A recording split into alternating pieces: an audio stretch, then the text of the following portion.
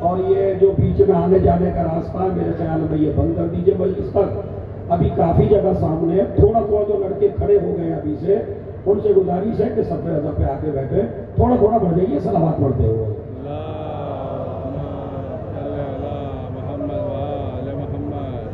جن ایام عزا کا آغاز پہلی محرم سے ہوا تھا،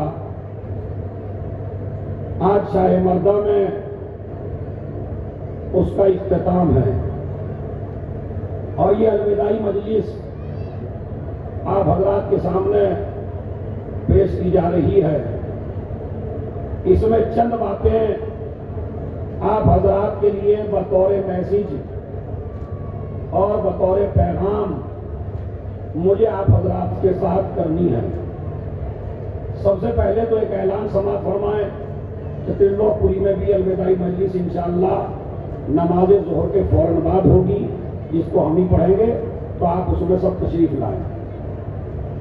اب مجلس یہاں سے سنیے آپ اور پیغام لیجئے کہ یہ جو ہم 2 مہینہ 8 دن مستقل مجلسوں میں مصروف رہے، جلوسوں میں مصروف رہے، ماتم میں مصروف رہے، عزاداری میں مصروف رہے، آنے والا جو ایک دن کے بعد دن ہے جسے ہم 9 ربیع الاول کہتے ہیں، ہماری زندگی کا سب سے قیمتی دن ہے اور وہ ہمارے حساب کا بھی دن ہے۔ ہمیں 9 ربیع الاول کو حساب کرنا ہے کہ ہم نے ان 2 مہینہ 8 دن میں دین کتنا سیکھا ہے اور کتنا ہمارے اندر تبدیلی آئی ہے۔ اس لیے کہ کالے لباس اتارنے کا مطلب دین کو ختم کرنا نہیں ہے۔ جب آپ 9 ربیع الاول کو کالا لباس اتاریں تو اپنی دینداری کو رخصت نہ کر دیجیے گا، ایسے نہ ہو جائیے گا کہ جیسے جیل میں سے چھٹے ہو۔ ہمارے یہاں تو بیویاں کہنا شروع کر دیتی ہیں، اس لیے کہ ہمارے ذاتی تعریف بھی کرنی پڑتی ہے کہ جتنی بھی خواتین ہیں پوری عزاداری انہی کی وجہ سے قائم ہے۔ لیکن اس میں بھی کوئی شک نہیں ہے کہ 9 ربیع الاول میں جو کمایا ہوا سارا ثواب ہے وہ بھی انہی کی خواہش پہ ختم ہو جاتا ہے۔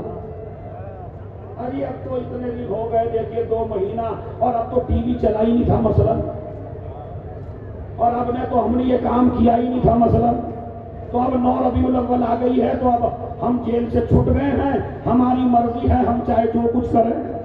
میں کہہ رہا ہوں جن 2-2.5 مہینوں میں امام زمانہ تمہارا امام تھا، 9 ربیع الاول میں بھی وہی تمہارا امام ہے۔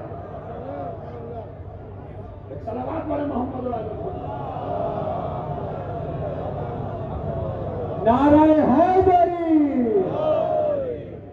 9 ربیع الاول میں بھی امام زمانہ تمہارا امام ہے۔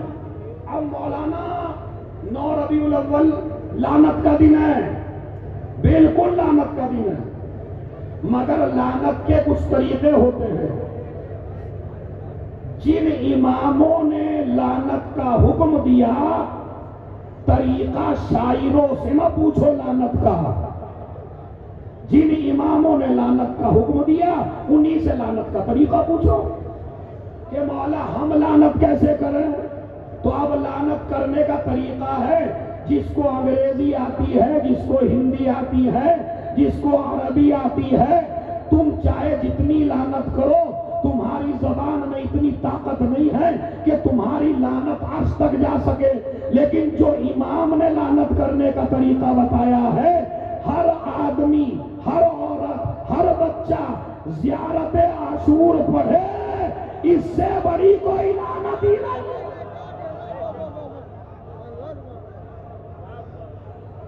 اور یہ زیارت عاشور، ایک اور دعا بتاتا ہوں، دعائے صنم قریش۔ یہ دعائے صنم قریش میں جتنی لعنتیں ہیں اتنی لعنتیں آپ پڑھ نہیں سکتے۔ یہ لعنت کا طریقہ نہیں ہے کہ کسی مسلمان کے پاس سے بولے فلاں پہ لعنت۔ لعنت جلانے کے لیے نہیں ہے، لعنت اپنی عبادتوں کا وزن بڑھانے کے لیے۔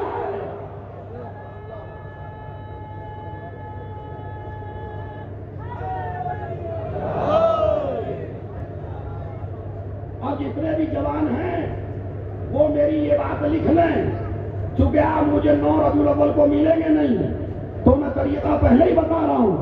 زیارت عاشورہ پڑھیے، لعنت کریے، دعائے صنم قریش پڑھیے، لعنت کریے، اور اگر ان سے بھی دل نہ بھرے تو مصلی پہ بیٹھ دیے جائیے، لعنت کی تسبیح پڑھ لیجیے،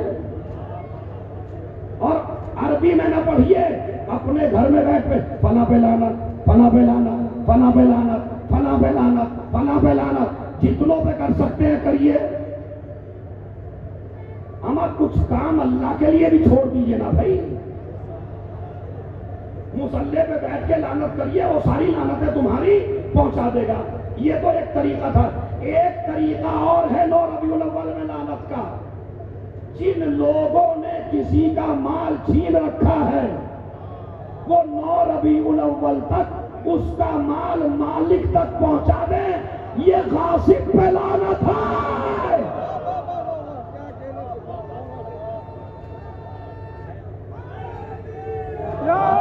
نعرہ حیدری، زبا کے ساتھ دے مولا۔ میں نے بہت بڑا جملہ کہا تھا، پتہ نہیں گھر والے محلے والے ذرا کچھ سوچ میں رہ گئے۔ اگر کسی نے کسی کا مال لوٹا، حقدار کو مال پہنچا دیجئے تو یہ غاصب پہ لعنت ہے۔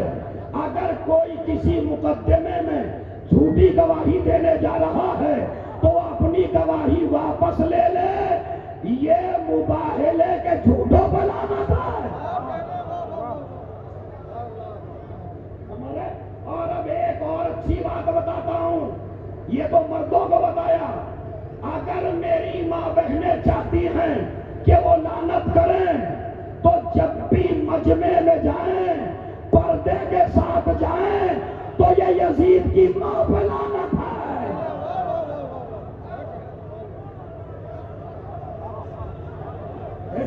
بھیجے محمد اور آل محمد، سبحان اللہ سے۔ یہ ہندا پہ لعنت ہے۔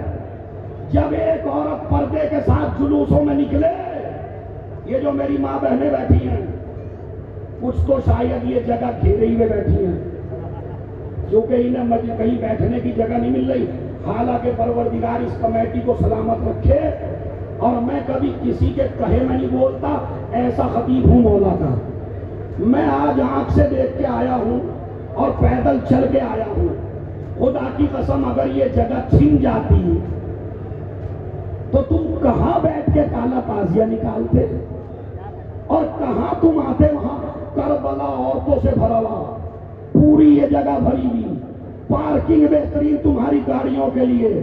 اللہ سلامت رکھے ان نوجوانوں کو کہ جنہوں نے کام کیا ہے، آل محمد کے دل کی حسرت پوری کی ہے، اس لیے کہ لوگوں کے نیچے سے زمین نکالنا یہ امام زمانہ کا کام ہے۔ ارے باپ سمجھے ہی نہیں جوانوں، اس لیے کہ جب امام زمانہ آئیں گے تو باغ فتق بھی واپس ہوگا۔ سبحان اللہ، سبحان اللہ۔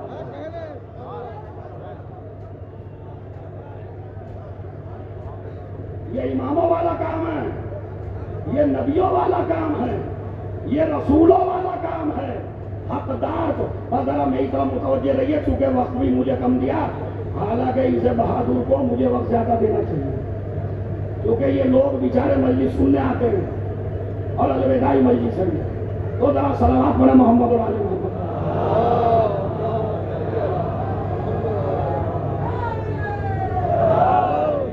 سمجھیے آپ، اس لیے اب میں نے جو حدیث آپ کی خدمت میں پڑھی ہے، چونکہ 11ویں اگر کوئی مولانا اعتراض کرے میرے اوپر کہ کل امام کی شہادت ہے، کہ کل میں شاہ مردہ میں پوری مجلس 11ویں امام پر پڑھ چکا ہوں، لیکن ایک جملہ اس امام کے لیے میں کہنا چاہتا ہوں، اور اس کی یہ ہے کہ ہمارے 9ویں امام کو مارا گیا 25 سال کی عمر میں، ہمارے 10ویں امام کو مارا گیا 40 سال کی عمر میں، ہمارے 11ویں امام کو مارا گیا 28 سال کی عمر میں۔ بس یہ لکھ لیجیے اپنے اپنے موبائلوں پر، یہ امامت کی ہسٹری میں پڑھ رہا ہوں، جہاں جہاں تک ہے بلکہ اسے کلپ بنا لیجئے اور پوری دنیا میں اس کا میسج ڈالیے کہ ہم کتنے مظلوم ہیں. 90 امام کو مارا 25 سال کی عمر میں، 10ویں کو مارا 40 کی عمر میں، 11ویں کو مارا 28 کی عمر میں. وجہ تلاش کریں گے نا، خدا کی قسم داد دیتے دیتے تھک جاؤ گے. 2-2.5 مہینے میں آپ تک کسی کو داد ہی نہیں دی ہوگی جب میں جملہ پڑھوں گا. 10ویں کو مارا 40 میں، 11ویں کو مارا 28 میں، 90 کو مارا. کیوں مار رہے ہو بھائی؟ تمہارے معاملات میں بول نہیں رہے، گھر میں بیٹھے ہیں، مار کیوں رہے ہو؟ کہا نبی کی حدیث پڑھی ہے، ایک بارواں آئے گا، ظالموں کے تخت و تاج کو الٹے گا، عدل و انصاف کی حکومت قائم کرے گا، غاصبوں سے زمینیں واپس لے گا. ارے بھائی خالی اسی غاصب سے نہیں،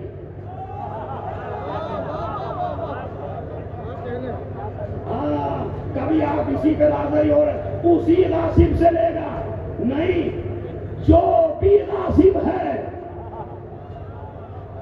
اسی لیے کہتا ہوں جس نے غصب کر رکھا ہے امام زمانہ کے آنے سے پہلے واپس کر دو. کئی جو تلوار اس غاصب پہ چلے اسی تلوار کا نوالا نہ بن جائے. اور جب آپ کرتے ہیں نا غاصب پہ لعنت کریے بھائی، غاصب پہ، وہ یہ جو غاصب پہ ہم لعنت کرتے ہیں نا، تو لعنت کرنے سے پہلے سوچ لیجئے کہیں میں نے تو نہیں کسی کا حق مار رکھا ہے. اس لیے کہ لعنت مستحق تلاش کرتی ہے. اب جملہ سنیے جہاں جہاں بھی ہے جس پہ میں نے اعتبار کے ساتھ کہا تھا، پھر سن لیجئے. 10ویں کو مارا 40 کی عمر میں، 11ویں کو مارا 28 کی عمر میں، 90 کو مارا 25. کیوں مارا؟ اس لیے کہ ظالم کو ڈر ہے کہیں 12واں نہ آ جائے. اب جو جملہ دے رہا ہوں اس کو آپ پوری دنیا میں وائرل کریے. مگر مگر مگر تینوں اماموں کو مار ڈالا، 90 کو مارا تو 10واں پیدا ہوا، 10ویں کو مار دیا تو 11واں پیدا ہو چکا تھا، 11ویں کو مارا تو 12واں پیدا ہو چکا تھا. کیوں؟ ارے فرعون کے مارنے سے موسیٰ کی ولادت نہ رکی. جو فقر موسیٰ کو اس کی ولادت کیا رکتی؟ 12. یہ امام کے لیے میں نے ایک جملہ کہا. اب آئیے زیارت 40. امام کی شہادت کا مقصد کیا تھا؟ جوانوں زور سے بتا دیجیے. اس پہ روکوں گا 1 منٹ. علماء سے خصوصی توجہ. کیا مقصد تھا امام کا شہادت کا؟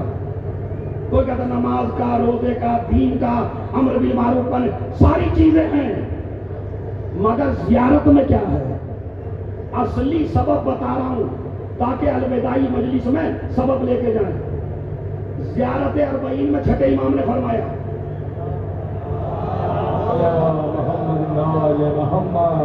میرے دادا کی شہادت کا اصلی مقصد سن لیجیے آپ مجلس میں الوداعی کیا فرماتے ہیں؟ وَعَبَّاسَ اللہ. علماء سے بھی داد چاہوں گا کیونکہ حدیث ہے.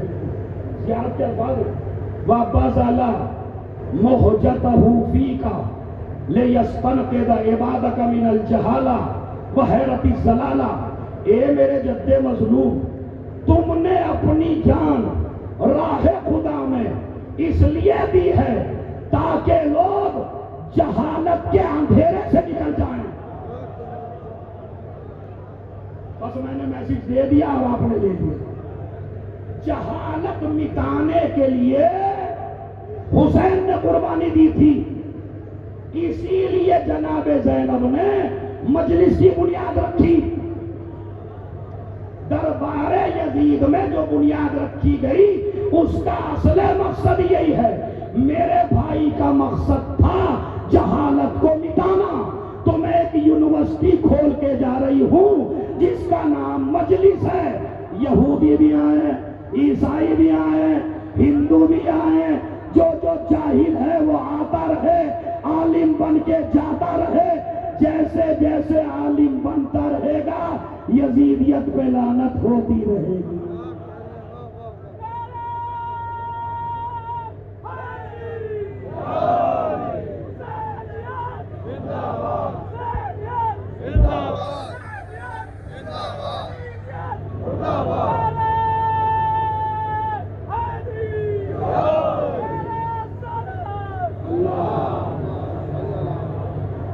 سمجھ گیا؟ یزیدیت پہ لعنت۔ اور میرے ساتھ چلیے چونکہ بڑا وقت کم ہے، تو عزیز و مقصد کیا ہوا امام کی شہادت کا؟ دو سے بولیے۔ علم پھیلانا، جہالت کو ختم کرنا۔ بنی امیہ کا مقصد کیا تھا؟ لوگوں کو جاہل بنانا۔ حسین کا مقصد کیا تھا؟ علم پیدا کرنا، جہالت کو ختم کرنا۔ ادھر مقصد تھا کہ اسی لیے انہیں دو چیزیں کام کیے معاویہ نے۔ شام کے اندر اسکول بند کیے معاویہ نے، شراب کا دور عام کیا معاویہ نے، ہر آدمی کو فری شراب تقسیم ہوتی تھی، شراب کا سب سے بڑا تاجر تھا معاویہ، اس سے بڑا کوئی تاجر نہیں تھا شراب کا، اس لیے کہ وہ یہ کہتا تھا اگر یہ شعور سے کام لیں گے تو یزید کو نہیں مانیں گے، ان کے اندر جہالت بھی ہو اور ان کے اندر شراب بھی ڈال دی جائے۔ اس لیے امام حسین قتلی ہوئے تین اسباب کی بنیاد پر۔ پہلا سبب بنا حرام کھانا، دوسرا سبب بنا جہالت، تیسرا سبب بنا شراب، چوتھا سبب بنا ایسے لوگ مقابلے پہ لائے گئے جن کے باپ کا پتہ نہیں تھا۔ ارے توجہ چاہتا ہوں میں، یہ جو لشکر لایا گیا ہے نا یزید کا، یہ سارا حرامی ہے۔ میں جوش میں نہیں کہہ رہا ہوں، کبھی آپ سمجھے کہ مولانا کو جوش آ گیا ہے، جوش میں نہیں کہہ رہا ہوں، امام معصوم نے خود کہا ہے کہ جو لشکر لے کے آئے ہو وہ حرام کا ہے، اس لیے کہ جس کے باپ کا